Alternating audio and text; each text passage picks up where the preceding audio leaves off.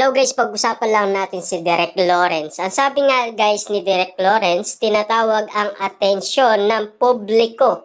Kailangan ng proteksyon para kay Catherine Bernardo. Ibig sabihin lang yan guys dahil trending na trending kasi guys si Catherine Bernardo at famous na famous siya sa social media. At hindi lang yan guys, trending nga naman kasi ang kanilang movie na Hello Love Again. At syempre guys trending nga naman kasi ang mga ayuda ng mga netizens sa Calgary, Alberta, Canada. At hindi lang yun guys lahat na lang ng ginagawa ni Catherine Bernardo ay nagiging trending umano.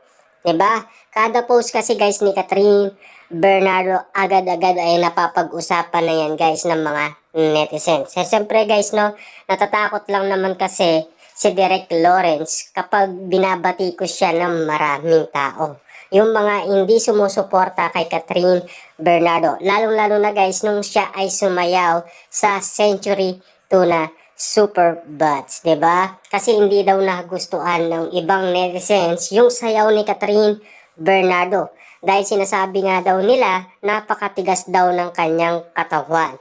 At lalong-lalo na guys, siyempre hindi niya daw kayang sumayaw. Mag-acting na lang daw siya. Diba? At siyempre, tinitignan pa rin guys ang kanyang pagiging sakap. Diba? Eh siyempre guys, anong problema nila? Diba? Buhay naman ni Catherine Bernardo yun. Diba?